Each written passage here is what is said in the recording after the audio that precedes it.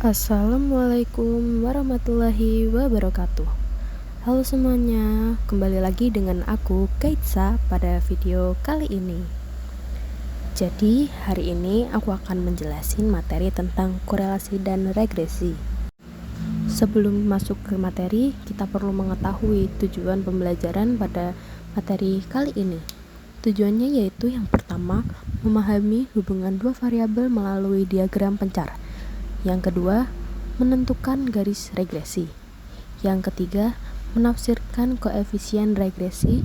Dan yang terakhir adalah menganalisis tren linear. Nah, sekarang kita masuk ke pembahasan yang pertama, yaitu korelasi. Korelasi merupakan metode statistika yang digunakan untuk mengetahui apakah terdapat hubungan antara dua variabel, seberapa kuat hubungan tersebut, serta bagaimana arah hubungannya. Namun, perlu diingat bahwa korelasi tidak menunjukkan hubungan sebab akibat, melainkan hanya menunjukkan keeratan hubungan antar variabel. Dalam korelasi terdapat dua jenis variabel, yaitu variabel independen dan variabel dependen.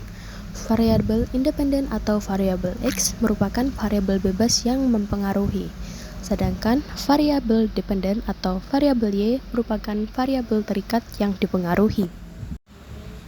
Selanjutnya, terdapat arah hubungan korelasi yang dapat dilihat melalui diagram pencar atau scatter plot.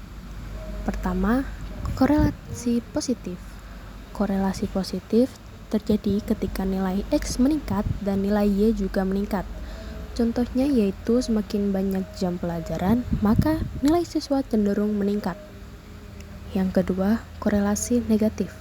Korelasi negatif terjadi ketika nilai X meningkat, tetapi nilai Y justru menurun. Contohnya, semakin banyak jumlah absen siswa, maka nilai dapat menurun. Ketiga, yaitu tidak berkorelasi. Hal ini terjadi ketika titik-titik data tersebar secara acak dan tidak membentuk pola tertentu. Untuk mengukur kekuatan hubungan tersebut, digunakan koefisien korelasi Pearson atau nilai R. Nilai R berada pada rentang -1 sampai +1.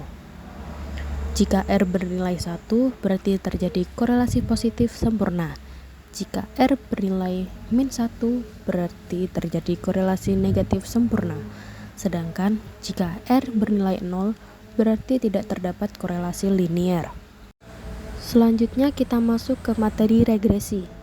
Jika korelasi digunakan untuk melihat hubungan antar variabel, maka regresi digunakan untuk memprediksi nilai variabel Y berdasarkan nilai variabel X. Hubungan ini digambarkan melalui garis lurus yang disebut garis regresi atau line of best fit. Persamaan regresi linear dituliskan sebagai Y topi sama dengan A plus BX.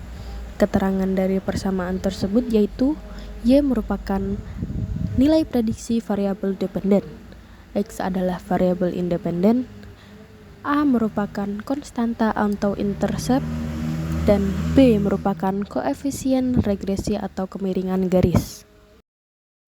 Selanjutnya ada rumus mencari B. Rumusnya adalah B sama dengan N sigma X dikali Y dikurangi sigma X dikalikan dengan sigma Y per N sigma X kuadrat min sigma X kuadrat. Ada pula rumus untuk mencari A.